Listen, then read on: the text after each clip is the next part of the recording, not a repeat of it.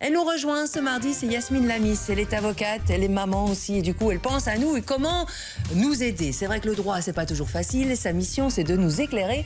Yasmine, bonjour. Bienvenue dans les 6-8 ce matin. Bonjour. Les vacances de Noël sont bel et bien finies. On l'a vu hier, notamment sur les routes. Et peut-être que vous êtes partis, et peut-être même juste à la mer du Nord ou dans les Ardennes, et qu'il y a eu du retard avec les trains. Vous êtes là pour nous parler des indemnités. Comment faire et comment réagir, Yasmine? Oui, absolument. Donc, effectivement, moi, j'ai plusieurs personnes, plusieurs connaissances qui ont eu des problèmes avec les trains ou les avions ces vacances.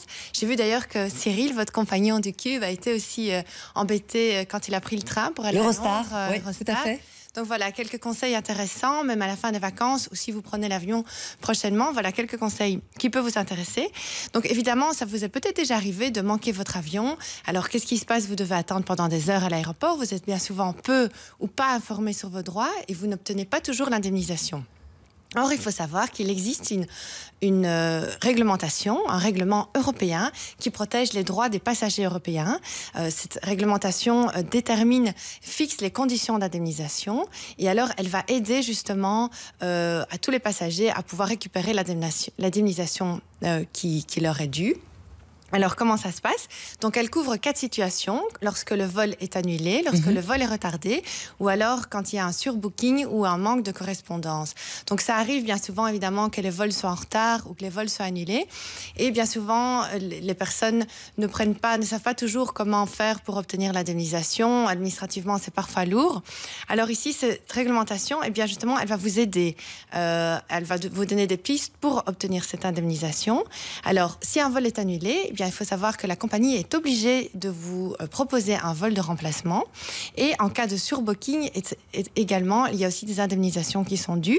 Donc, le surbooking, est-ce que vous savez ce que c'est? C'est la surréservation. Donc, oui, c'est ça. Il y a trop de passagers pour le nombre de places. Donc, il y a beaucoup de compagnies aériennes qui font ça, qui réservent plus de billets qu'il n'existe de places disponibles. Et donc, si tous les passagers se présentent le jour du départ, eh bien, il y a un problème parce qu'il y a des sièges qui manquent. Oui, alors on va en première classe souvent. Alors, bien en souvent, business, il y a un surclassement, effectivement, qui s'offre. Mais quand toutes les places sont prises, eh bien, la compagnie va demander aux passagers d'offrir volontairement, de céder volontairement son siège pour prendre un vol ultérieur. Ça s'appelle un refus d'embarquement volontaire. Et ici, il n'y a pas droit à indemnisation. Par contre, lorsque personne se porte volontaire pour céder son siège... Oui, parce que se porter volontaire, moi, j'aimerais pas... Écoutez, vous ne prenez pas l'avion maintenant, restez encore 6 heures dans l'aéroport, ça ira. J'ai que ça à faire, je pars en vacances. Oui, mais écoutez, moi, volontairement, je vais le faire, j'aime bien cet aéroport, il y a plein de choses à voir. Un peu bizarre, hein? Ça arrive très peu souvent que les personnes volontairement cèdent leur place. Alors, on fait quoi? Qu'est-ce qu'on fait? Eh bien, la compagnie va désigner des passagers, elle va dire, toi et toi et toi, tu ne me prends pas l'avion. Et qu'est-ce qui se passe? On a droit à une indemnisation. Donc, dans quel cas est-ce qu'on peut indemniser? Eh bien, ça couvre tous les vols qui sont à destination de l'Europe, quand les compagnies sont européennes, ou alors tous les vols qui dépendent de la juridiction de l'Europe, donc tous les vols européens en Europe, peu importe la compagnie et peu importe la destination. Donc c'est assez large et il faut le savoir. Alors évidemment, il y a des exceptions qui existent, c'est les circonstances extraordinaires. Oui. J'imaginez, vous en doutez. Je suis sûre que c'est 3 pages dans le contrat. Oui, à mon avis. Les conditions climatiques, les grèves, etc. Il y en a eu dernièrement, par exemple, avec le gel. Voilà. Il y a 3 jours, ils ont droit à une indemnisation. Conditions climatiques. Donc la définition, c'est toutes les circonstances toutes les mesures qui auraient dû être prises ont été prises et on n'a pas pu éviter la circonstance. Donc il faut savoir ici que les défauts techniques, les raisons techniques ne sont pas, considérées comme une circonstance extraordinaire.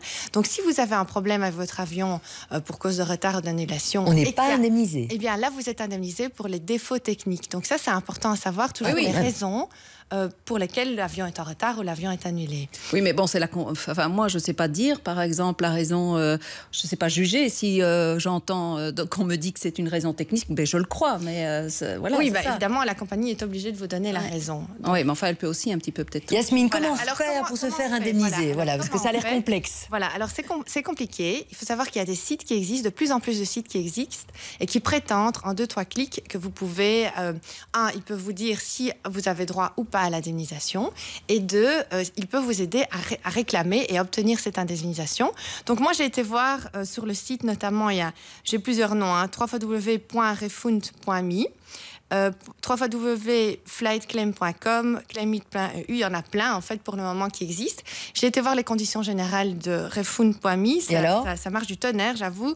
Les conditions générales sont assez sérieuses et c'est vrai que voilà, ils disposent d'avocats intéressants qui peuvent vous aider. Donc en 2-3 clics, vous pouvez demander et réclamer et obtenir indemnisation. Maintenant, il y a toujours un hic évidemment. Essayez toujours de bien vérifier les conditions générales et vérifier combien la commission coûte, parce qu'il faut savoir que quand vous avez obtenu cette indemnisation, elle est versée directement chez cet avocat ou chez ce site et eux vont prélever une commission de 25% ou plus. C'est beaucoup, donc, si c'est un quart de la somme. 600, ça peut aller jusqu'à 600 € l'indemnisation. Si vous obtenez 600, 200 € peuvent être vite partis. Donc sachez que vous avez toujours un droit de rétractation. Vous pouvez toujours vous retirer en 14 jours et demander toujours bien combien la commission comptera, parce que ça n'a pas de sens. Et on peut le faire seul aussi, peut-être sans Absolument. avocat.